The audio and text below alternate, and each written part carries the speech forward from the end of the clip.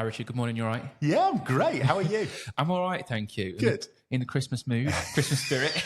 Well, look at you. You've made an effort. I feel like a total Ebenezer Scrooge. Look at me. It's just, and just for those people not watching, he's in a Christmas jumper that I couldn't even begin to describe, and I'm just in a grey zip sweater. So, yeah. I'm all from the 1st of December. I'm Christmas jumper all the way. Some people are bang on, Christmas Day and everything else. Not or December. I've got Christmas T-shirts too. Yeah, well, I have to wait permission to turn the Christmas music on. I'm not allowed to do it at home until the 1st of December. But as soon as the 1st of December comes, it's slayed all the way. I've done loads of research on yourself recently. We've had a big conversation pre-podcast. If for the listeners and those that are watching as well, if you could give kind of what I like to say to people in the beginning, a short synopsis, kind of like where you started to where you are today. Is that all right for yourself? Absolutely. Great. I'll try and be as quick as I can because it's been quite convoluted. I would say my entire career has been a series of happy accidents and love have defined my career. So when I left school, I thought I was going to be an actor. That was my big thing. Having made my debut in primary school, it was a boys only school. So I played the Virgin Mary in my primary school play, just as you do. As you do. And I want everyone to know that I refused to hold Joseph's hand because he smelt. So choosy from day one, me. Anyway, but that was where the acting bug bit. I went through school, thought I was going to be an actor, got into rep in London before my A-levels, actually, which you can imagine for my mother was terrifying. Yeah. And inevitably, because I thought I was going to be a superstar, my A-level, I scraped my A-levels. And this is important as the journey continues. Yeah. Anyway, tried acting, fundamental flaw, I was rubbish at it. Well, it turns out that the Virgin Mary was the pinnacle of my performing career. Anyway, eventually decided that I had to go back to college. But I still wanted to work in the arts. So I was looking for something that was around the arts, maybe a bit broader, and stumbled across Derby College, which is now Derby University, but in those days was a college of higher education. And what was interesting about Derby College was they had this smorgasbord for a degree that you could handpick little bits, like a box of chocolates. You could pick out your favourites and you accrued points, and at the end you got your degree. And the degree they were offering was in performance, visual communications, and writing for publication. Those were the bits I chose. And also I chose Derby because I tanked my A-levels. It was the only college in the country that would even look at me given my results, although I tried to leave that bit out of most of the interviews and conversations I give. So anyway, chose Derby. Obviously, it didn't choose me. I chose Derby. Yeah. Came up here expecting to do that, and then who knew? Something to do with the arts, maybe arts administration, management, whatever. Anyway, so towards the end of my first year of my degree, I met a young woman, funnily enough, on a summer's afternoon. She was playing rounders on the field, obviously a fellow student. And it was one of those, I would say love at first sight, probably more lust at first sight, but certainly, I thought she looked great. Anyway, I stalked her for a few days, not in the literal sense. And eventually asked her on a date. We started going out. She hadn't mucked about trying to be an actor and had gone straight from school to university. Hence, she was coming to the end of her degree just as I was coming to the end of my first year. She was a year older, so she'd done 4 years.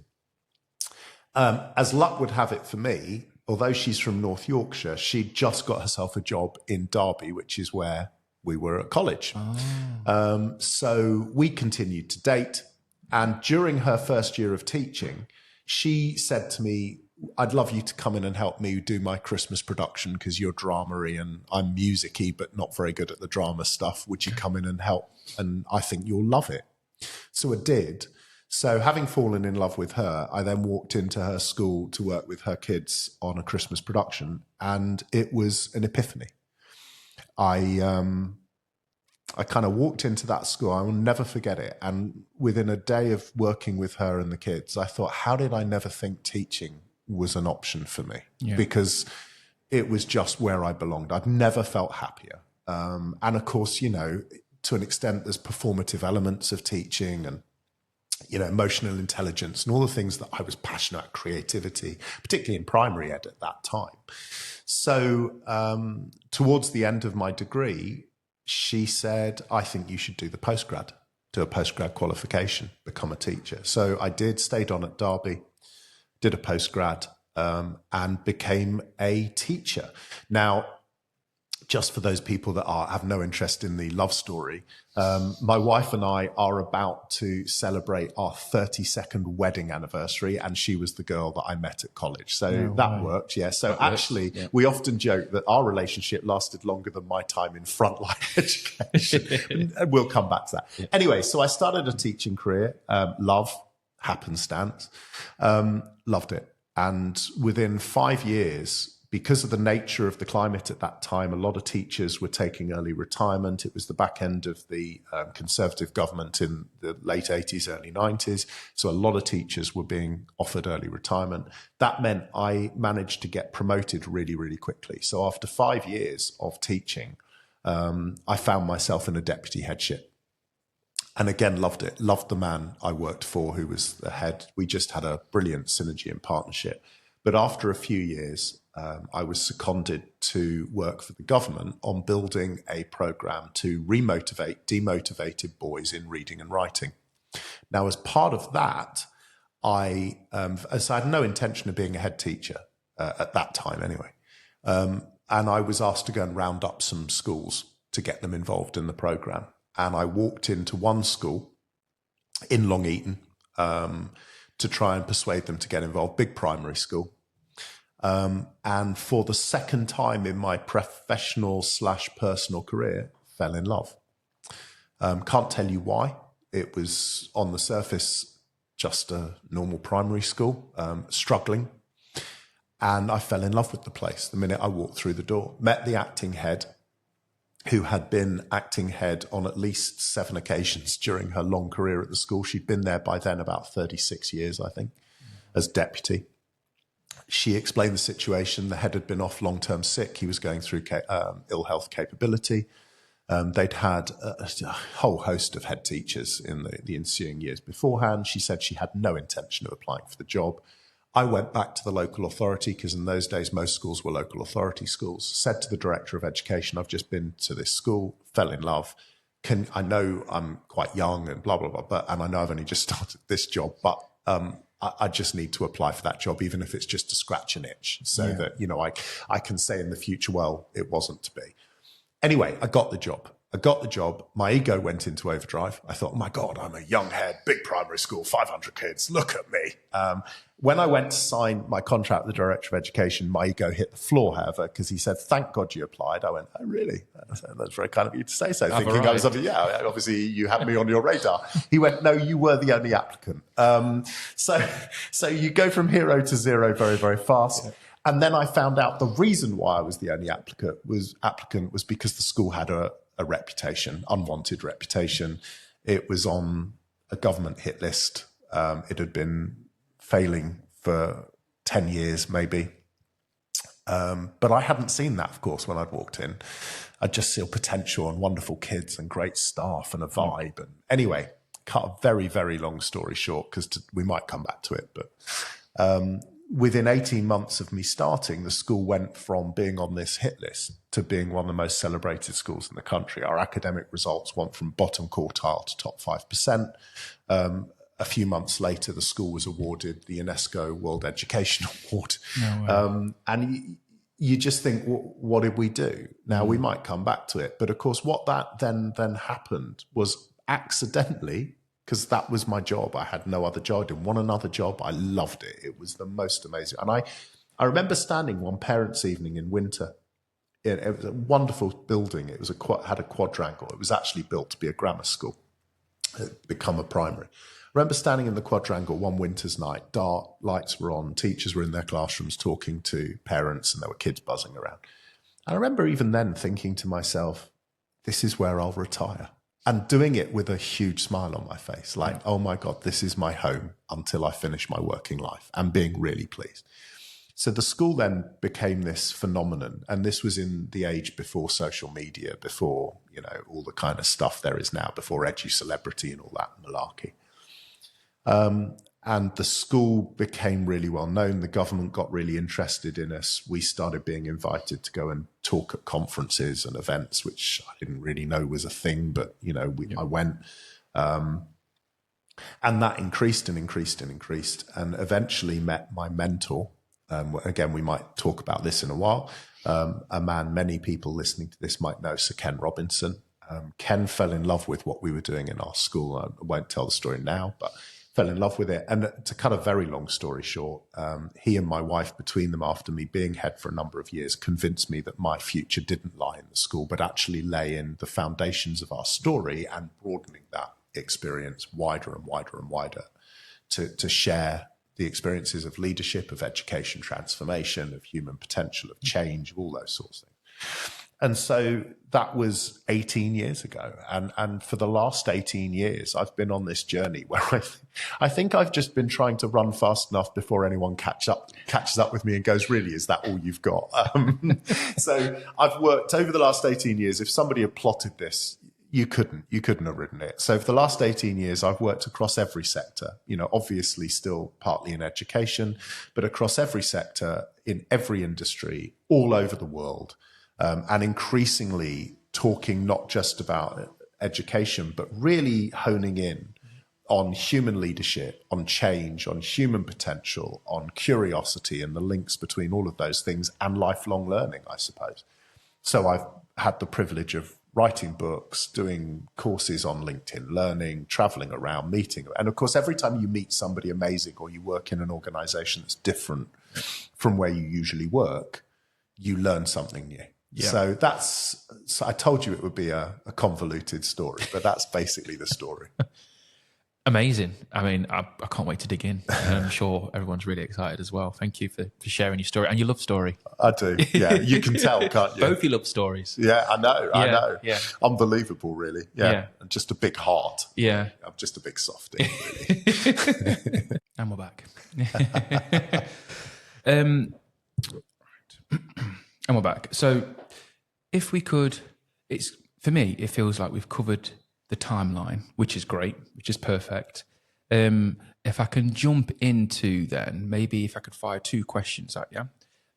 One would be, if we do the first one, why did you pick Derby College University and didn't, let's say, go to a bigger city or even a smaller city? How did you come to that decision? Well, partly it was because my A-level results were so bad. Yeah. But I'd grown up and lived my whole life in London, which is a very cool city to grow up in, don't get me wrong. And particularly in the 70s and 80s, early 80s, when I was growing up there, it was terrific. But it's London. And I wanted to see more of the UK. And actually, the places I did apply for, joking apart, tended to be around the East Midlands. I was looking at Leicester, looking at Derby. And that's why, I came up here and visited the art school that was part of the college at the time on a little street called Green Lane, which beautiful old little building and, really interesting. And just thought this is a really eclectic place. And also Derby College at the time was well known for mature students, taking mature students from all over. And because I was that little bit older, but also I really liked the idea of just being with people who, I came from a middle-class North London background. And actually part of my adventure was to spend time with real people from other parts of the country. And that was the appeal. Yeah. I guess compared to some maybe much larger cities and including London, Derby has got it's a city. Derby City clearly is a city, but it's still got that local feel when you travel around it and stuff. We've got quite a lot of urban areas, suburban areas. It has, and it's what I love about it is it's intimate. Yeah. And the longer you live here, as you'll know, the more people you know, the more interconnected people are. And London is a really anonymous place. And I think it's become an increasingly anonymous place over the last 30 or so years. And I kind of like the intimacy. So being in a city where you've got all the amenities you would in any city, but it's intimate and small and friendly and walkable. Yeah. And it's got great history, and it's sad in a way because I don't think as a city we're very good at projecting that. Yeah. But we've got an amazing history, a centre of the Industrial Revolution, just so many things. So yeah, I love it. Yeah, and the people are so different. When I moved down south, I had to stop saying good morning to people. Yeah. I had to stop saying me duck. Yeah. That would freak people out. Oh, yeah. I had to walk faster. I had to move out the way. And to try and get friends that I knew from a different part of London to come to Brixton or Camberwell, Yeah. they'd said, we don't do that. I had to go to them because they don't leave the boroughs. Yeah. Like, if you want to go to Mickleover to Sinfin, people are like, that's fine, of course. You know, people travel across Derby, but London's very insular in the different areas and stuff like that. You know? Incredibly so. And one of the other things that recently I heard about London, which is extraordinary actually, is that on a certain tube line out of London towards the Olympic Stadium, because, you know, it's such an extraordinary place of wealth and poverty, for every tube stop, you lose 5 years of your life expectancy going out towards the Olympic Stadium from central London. Just stuff people don't realise. That is crazy. Scary, isn't it? Huh? Yeah, I guess the further out you get, yeah, that's crazy. I did love London. It is cool and it was fantastic. It was very culturally rich and I enjoyed my time there, but it's very homely in Derby, like you say, it's got that. Yeah. And I think once you settle down, you know, London is a playground. That's what I think. It's a playground, right? And it is a great place to be when you're young or when you're very, very rich. But if you're not very, very rich and you're not young, then for me anyway, you know, I'm pushing towards retirement now. Derby is just, it's wonderful. Yeah. It's like a warm blanket. I love it. Yeah, I love Derby. A big promoter of Derby everywhere I can go. Okay, so as well as that, the question I love to ask teachers, full stop, is... I feel like I know the answer a little bit, but if we just kind of glaze over it slightly, is you chose primary because your first love, your last love, your only love was there and got you introduced to it. Hold on. She might not be my only love. Let's keep her on her toes. You never know. Don't want to get complacent after all these years. Don't worry, we can edit bits if you change your mind at the end. I know you're brave right now. You've had your brave juice. It's okay, we can edit that out. That's all right. I get it as well. You know, you get a bit brave. Yeah, it's all right. Cocky when they're not in the room. But did you go through the process of looking at secondary as well or further education, or was it primary? You saw the magic and this is it? Yeah, I just... You know, as I've already described, when I walked into that classroom for the first time and Lynn, my wife, was teaching upper juniors, that was it. It was a bit like, you know, you go house hunting and you think we've got to comb the houses. We've got to look at least a dozen before we find, and you walk into house number 1 or number 2 and you just imagine Christmas there. Yeah. And it's like, this is where we need to live and you don't do the rest. Right. Yeah. And so I walked into that school. If you remember, I wasn't necessarily even thinking about being a teacher, but I just walked in and worked with those kids and went, this is where I belong. And so, it was always going to be primary for me. Okay. And what age groups did you start at? Always taught as a class teacher years 4, 5 and 6. So I taught year 5 when I first started, did a bit in year 4. And then for most of my class teaching career, it was in year 6. Okay. And then because when we were speaking, you didn't speak much about your time as SLT as a deputy or an assistant head. I know that you did work with the government and initiatives and stuff like that. So did you also become, I'm presuming, a deputy as well, an assistant head? What was that like? You said you had the inspiration from a great head teacher as well. Yeah, so after 5 years, funnily enough, we were talking a little bit about this off podcast. Yeah. I never had a career plan. I was never one of those people going, by X I've got to be and by Y I've got to be there. I kind of lived in the moment, loved my job. But after 4.5, 5 years in my first school, there was a bit of turmoil, a bit of problem with the senior leadership team, nothing to do with us as teachers, but there were issues and a new head arrived and he wasn't great. And actually my daughter's godmother took over. She was fantastic. But I got to a point in my career where I was frustrated with the decision making. And I felt maybe, and I'm looking back on it, I'm sure there was a part of arrogance in this, you know, but I felt we were making the wrong decisions for the children sometimes. And I wanted to have a little bit more responsibility in being able to be more strategic and make decisions because we were going through huge change at the time. The government was changing. There were new opportunities. And, you know, the profession at that time was quite small c conservative. quite didn't like change. And I could see real opportunity. And so an opportunity presented itself for me to become a deputy head. I went for it, got it. And it was really no accident, because the guy who'd appointed me had been the deputy in his school, but he was quite a young head. And I think what was really interesting for both of us was the fact that we could see each other's strengths and weaknesses, but we also saw an opportunity that we weren't holding on to a system we'd been comfortable with for many, many years. And we were looking to embrace the opportunities that were presenting themselves. Yeah. So you were both in the change mindset. Exactly. Interestingly, and this is a fascinating thing that I only learned later in my career, there were occasions I would go into his office and say, come on, let's do this. And he'd go, no. And I remember him one day turning around to me. He said, look, Richard, and we were great friends. We still are, actually. He said, look, you need to understand that when I was sat where you are as a deputy, I was full of the same kinds of ideas. He said, and you'll only understand this when your name's above the door and on the letterhead. There are moments where when the buck stops with you, you have to start thinking a little bit differently. And I think that was a hugely important lesson for me in my learning journey, my journey into leadership and strategic thinking, because often you go in as a young teacher, all guns blazing. You become a deputy or a senior leader, all guns blazing. Yeah. And it's really cognizant. It's really important to be cognizant as you progress through your career of actually there are bigger, wider, you need to see plan views, not just micro views. Yeah. And so working with him was an incredible education for me. And he did it in a really good, constructive way.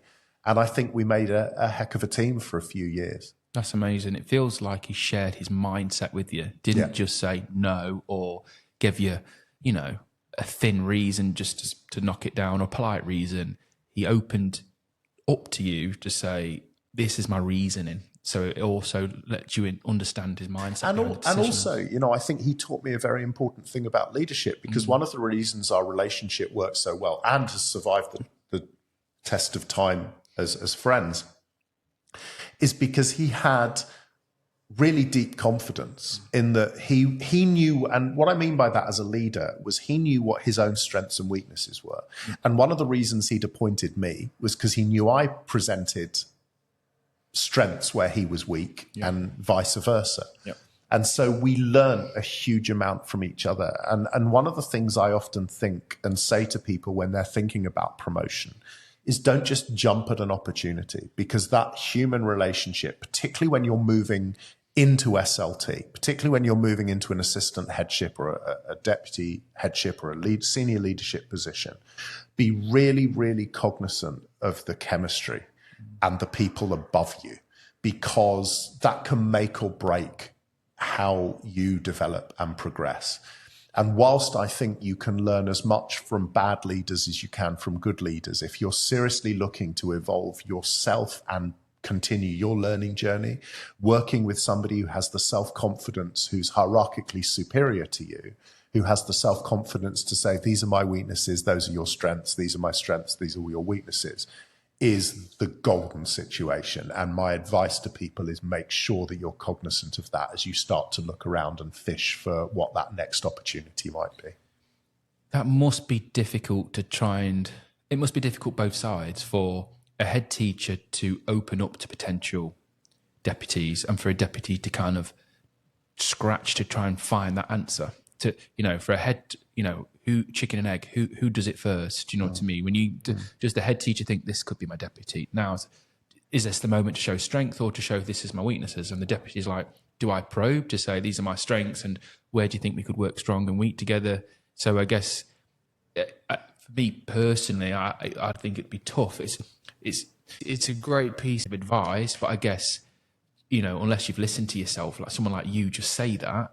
A lot of people may be quite reserved in these moments where you're hiring or looking for a role just to show a position of strength and not trying to be open like that. I think you're right. I think in a way that, like with so many things, that the catalyst has to come from the head teacher. She or he has to have the confidence to know what their weaknesses are. I'm jumping way ahead in my timeline. But many, many years later, I've been able to interview a number of really extraordinary leaders, one of whom is Richard Branson.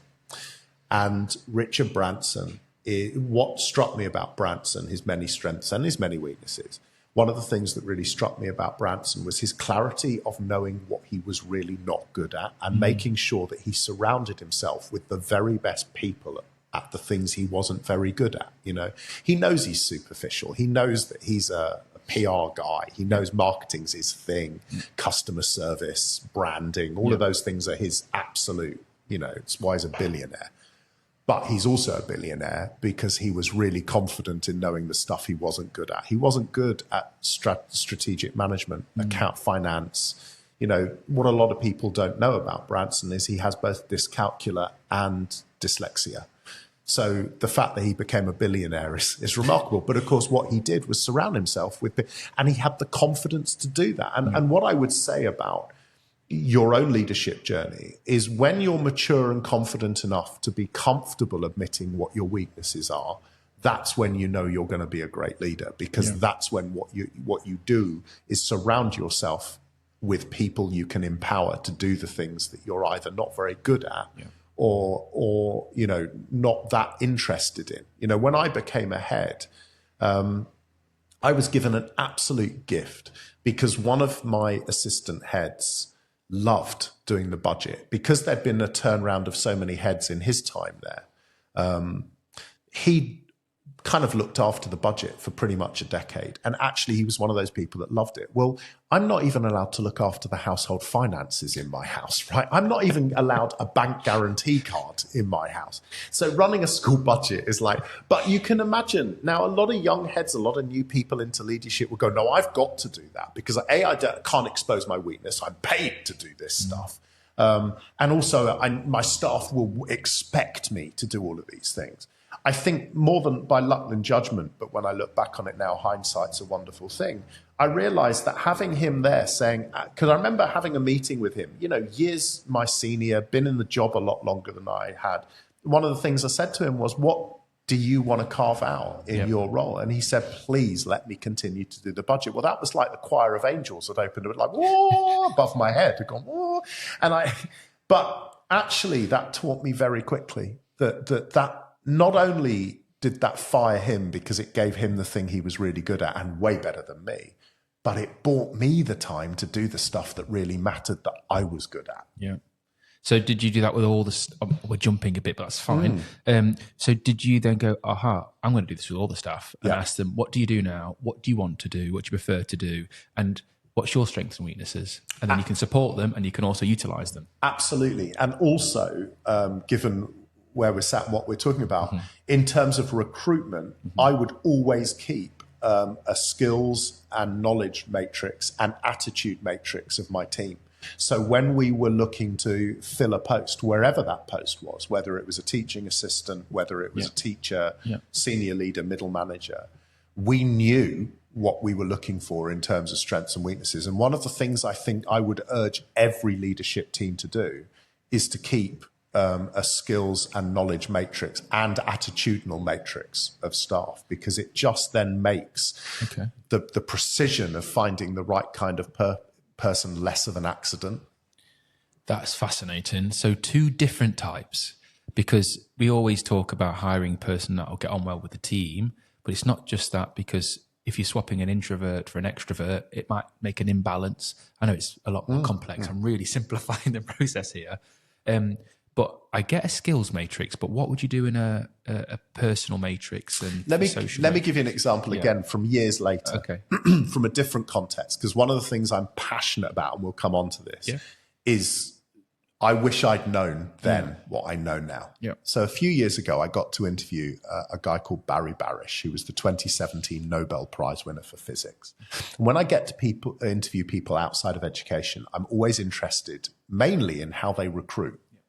And I'm interested in how they recruit because in many ways, as an educator, our fundamental business, and we can argue over all the joys and the reasons for learning and the moral purpose and value, but ultimately, we need to make sure that our young people leave education with an opportunity to get a job, a career, a future, an economic life. And so I'm always interested in interviewing people from other sectors because I want to know what they're looking for, because ultimately, those are our children, right? That's the next year.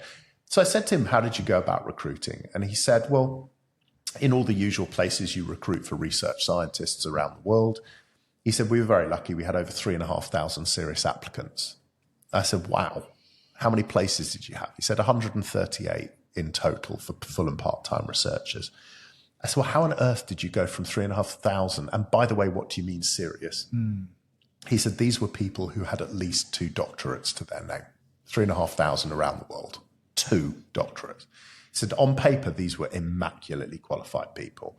He said, but what you're doing when you're putting together a team of people, particularly in research science, is you need 3-dimensional people. So he said the qualifications were there. What I wanted to find were people that had interesting hobbies, interesting backstories, that had stuff they did outside of the world of research science. And of course, we were hyper-specialized because we were researching gravitational waves. So also the people who were going to be applying had been people that had devoted more and more of their career to a specific thing. He said, but in any walk of life, if you're looking to expand, to develop, to evolve, you need 3-dimensional people. You need people that are bringing different experiences to the table. So when we were looking at personal qualities, I wanted interesting stories. So I wanted to see on a CV that people had got. So for example, one of the young teachers we employed early on had been an undercover journalist at the BBC. No way. Yeah. So and she'd worked on some really heavy duty stuff. One of her final things at the BBC had been posing as a mafia boss's wife for a BBC deep investigation, right? So now those things don't necessarily happen all day, every day. Yeah. But for me, those were the stories that fascinated me. So when I chose people I wanted to interview, assuming their qualifications were in order, I wanted to interview people who were just going to tell me stuff I didn't know. I didn't want people who were just going to come in and repeat the stuff I'd hear from everybody else, right? Yep. And so that 3-dimensionality is really interesting to me. And if you're looking for different skill sets, I wanted people that had stories to tell. Diversity in your team. Massively so. Yeah. Diversity isn't just someone from a different race, a different part of the country. It's different life experiences as well. It's kind of it can be lots of different things, can't it? Diversity. And also, and I think added to that, you're right, because what you also don't want is everybody to be a clone of you, right? Yeah. Which is often the mistake people make. They think, well, this is our culture, so what we want is another one of that person or another one of me or another. People need to remember that managed friction is a really important part of professional and organizational development. You need people who are prepared to disagree with each other, who are prepared to put different viewpoints, who come from different perspectives. And we have to be very careful because our instinct is always just to find consensus quickly. Yeah. But consensus quickly often ends up in a position of stagnation. So you need also to be looking for people who you might not necessarily always agree with, who might challenge you. And again, as a leader, I think that shows huge confidence. You want to be employing people who will pull you out of your comfort zone. But, you're obviously looking for people who are professional, mature, and have the right mindset to do it in a constructive way. But don't just go for people that go, yeah, no, that's what I believe as well.